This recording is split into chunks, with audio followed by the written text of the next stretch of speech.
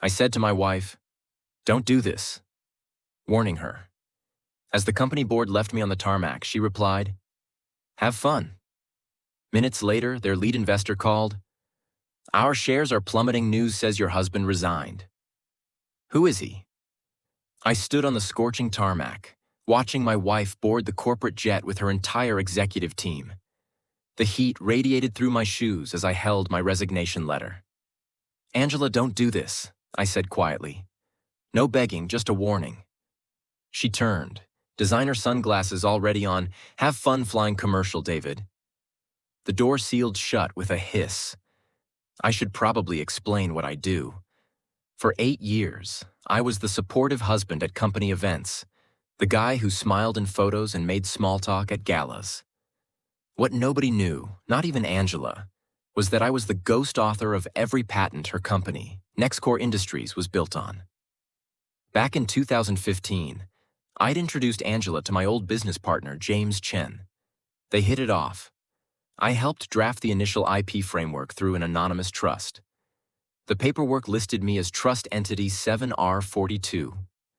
No name, no face, just signatures buried in legal documents nobody bothered to audit. Why stay anonymous? Angela asked me to. "Stay safe, stay out of the spotlight," she'd said, back when she still valued my opinion. I agreed because I loved her, but lately I'd become furniture. At the last board dinner, she literally forgot to introduce me. Someone asked who I was, and she said, "Oh, just my husband. He does consulting or something." So, when she left me on that tarmac in front of her smirking executives, I made a decision. I pulled out my phone and called our attorney. "Execute Clause 22, I said calmly. "Are you sure? This triggers immediate patent revocation." "I'm counting on it." I hung up and got into the black sedan that had been waiting for me. No drama, no shouting, just precision. 40 minutes later, the first headline dropped on Tech Insider. Anonymous IP partner resigns from Nextcore Industries. The article was vague, but mentioned that a foundational legal architect had severed ties with the company. Anyone paying attention would understand the implications. I went back to my hotel room and logged into a secure dashboard. 3 documents were ready: resignation notice, cascading termination clause, and media packet. I uploaded all 3. Status sent. Then I waited.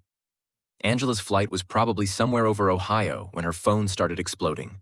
I imagined her face as their lead counsel called in a panic. "We're seeing movement in secondary markets. Someone just filed resignation papers from the IP Trust.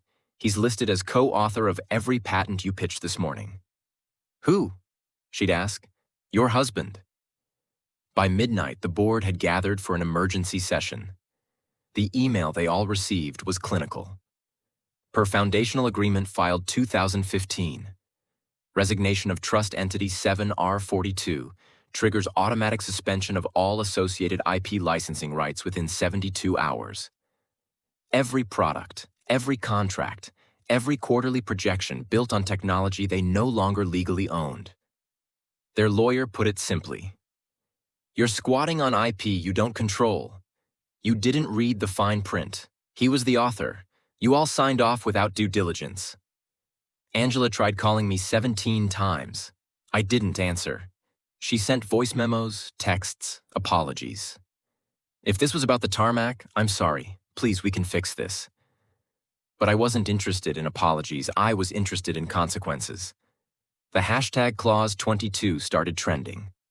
Someone made a meme of a jet taking off while a stick figure waved goodbye to a crumbling building. 3 days later, their biggest competitor made an acquisition offer contingent on hiring me as their lead IP consultant. Angela's company had 2 choices: sell at half value or collapse entirely. She stepped down as CEO the following week. Me, I'm doing just fine. I'm consulting again, this time with my name on the contracts.